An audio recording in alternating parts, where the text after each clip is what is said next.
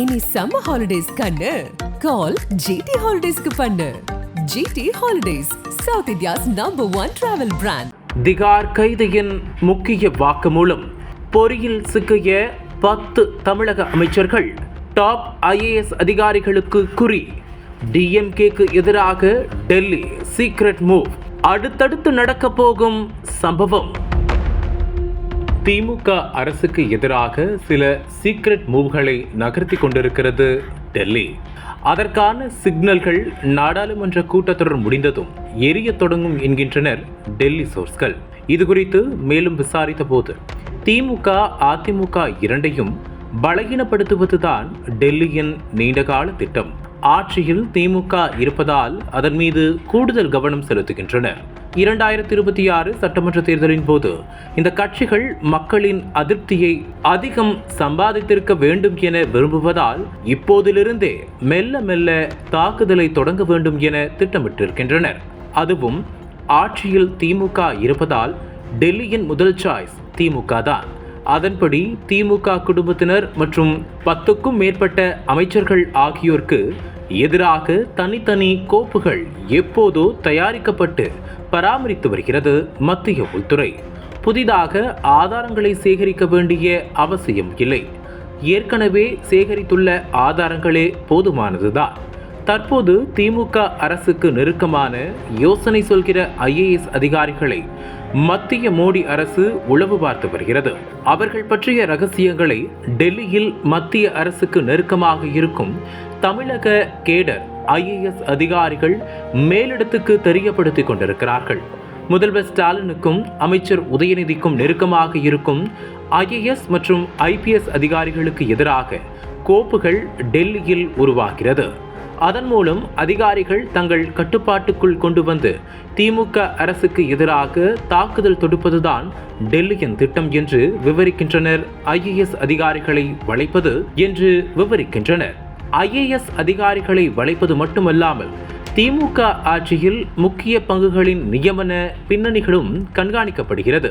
அதன் மூலம் சட்ட ரீதியிலான நெருக்கடியை உருவாக்கும் அரசியலமைப்பும் கையில் எடுக்க டெல்லி திட்டமிட்டுள்ளது. சமீபத்தில் தமிழ்நாடு உள்ளாட்சி அமைப்புகளின் நடுவர் முறை மன்றத்தின் சேர்மனாக ஓய்வு பெற்ற IAS அதிகாரி மகேசன் காசிராஜன் நியமிக்கப்பட்டிருக்கிறார். அதிமுகவுக்கு மிக மிக வேண்டப்பட்டவர். சேர்மன் பதவிக்காக விளம்பரங்கள் கொடுக்கப்பட்டு தகுதியானவர்களிடம் இருந்து விண்ணப்பங்கள் பெறப்பட்டு தேர்வுக்குழு அமைத்து அதன் மூலம் சேர்மன் பதவியை பூர்த்தி செய்ய வேண்டிய அரசு அதனை எதையும் செய்யாமல் திடீரென மகேசன் காசிராஜனை நியமித்திருக்கிறது. இந்த நியமனம் முறைகேடானது என டெல்லிக்கு சிலர் தகவல் பாஸ் செய்திருக்கிறார்கள். இதனை கவனித்த டெல்லி சட்ட ரீதியாக அணுகவும் என தமிழக பாஜகவுக்கு அறிவுறுத்தியிருக்கிறது. இதனால் இந்த நியமனத்துக்கு எதிராக பாஜக வழக்கறிஞர்கள் நீதிமன்றத்தை அணுகவிருக்கின்றனர். அதேபோல காலியாக இருந்த தமிழ்நாடு லோக் ஆயுக்தா அமைப்பின் சேர்மன் பதவியில் ஓய்வு பெற்ற IAS அதிகாரி ராஜாராமை சமீபத்தில் நியமித்தது திமுக அரசு. இந்த பதவியில் ஓய்வு பெற்ற நீதிபதி ஒருவர்தான் நியமிக்கப்பட வேண்டும். ஆனால் அதனை செய்யாமல் IAS அதிகாரியான ராஜாராமை நியமித்துள்ளனர். சட்ட சிக்கல் வராமல் இருப்பதற்காக சேர்மன் என்கின்ற வார்த்தையை பயன்படுத்தியுள்ளனர். ஆனால் இந்த விவகாரமும் மத்திய மோடி அரசுக்கு தெரியப்படுத்தப்பட்டுள்ளது. இந்த விவகாரமும் கோர்ட்டுக்கு போகவிருக்கிறது. மேலும் தமிழ்நாடு அரசு பணியாளர் தேர்வாணையத்தின் சேர்மன் பதவி நீண்ட காலமாகவே காலியாக வைத்துள்ளது திமுக அரசு. கடந்த 2022ஆம் ஆண்டு ஜூன் மாதம் ஆணையத்தின் பொறுப்பு சேர்மனாக ஓய்வு பெற்ற IAS அதிகாரியான டாக்டர் முனியநாதன் நியமிக்கப்பட்டார். ஏற்கனவே ஆணையத்தின் உறுப்பினராகவும் இருந்து வந்தார் இவர். கடந்த 2 ஆண்டுகளாகவே பொறுப்பு சேர்மன் என்ற நிலையிலேயே ஓடிக்கொண்டிருக்கிறது தேர்வாணையம். முழுநேர சேர்மன் நியமிக்கப்படவில்லை. அதனால் TNPSCயில் திமுக அரசு என்ன செய்து கொண்டிருக்கிறது என்பதையும் சேகரித்துள்ளது மோடியின் மத்திய அரசாங்கம். இது குறித்தும் கோர்ட்டுக்கு செல்ல ஆயத்தமாகியிருக்கிறார்கள். இப்படி திமுக அரசுக்கு எதிராக சட்ட ரீதியிலான நெருக்கடிகளை உருவாக்கும் திட்டங்களும் டெல்லியில் விவாதிக்கப்படுகிறது. இதற்கிடையே போதைப் பொருள், ஆற்று மணல், தாது மணல், டாஸ்மாக், பத்திரப்பதிவுகள் ஆகியவை மீது வேகத்தை அதிகரிக்கும் ஆக்ஷனும் எடுக்கப்பட்டிருக்கிறது. தமிழக அரசின் மணல் விற்பனையில் ஜிஎஸ்டி வரி ஏய்ப்பு தொடர்பாக தாங்கள் சேகரித்த தகவல்களையும் ஆதாரங்களையும் வருமான வரித்துறைக்கும் ஜிஎஸ்டி கவுன்சிலுக்கும் கடந்த வாரம் அனுப்பி வைத்துள்ளது அமலாக்கத்துறை.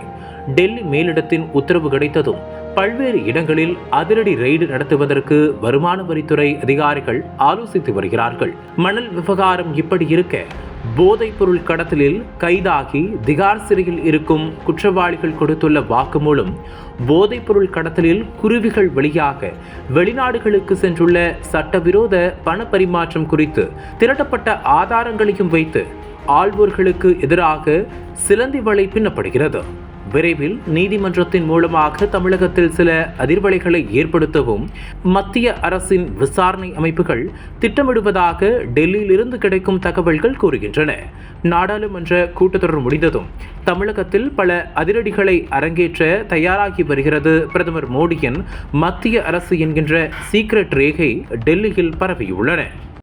நக்கீரன் டிவிக்கு சப்ஸ்கிரைப் செய்யுங்கள். உங்கள் ஆதரவே எங்கள் பலம். ஆசிரியர்களுக்கு நண்பனாகவும் மாணவர்களுக்கு ஆசானாகவும் திகழும் தேர்வு வழிகாட்டி. ஒவ்வொரு பாடத்திற்கும் அனுபவமிக்க ஆசிரியர்களின் துல்லியமான தெளிவான விடைகள். CNC இருக்கு, தேர்வு பயம் எதற்கு? இது தீரன் பப்ளிஷிங் ஹவுஸ் விற்பனை வெளியீடு.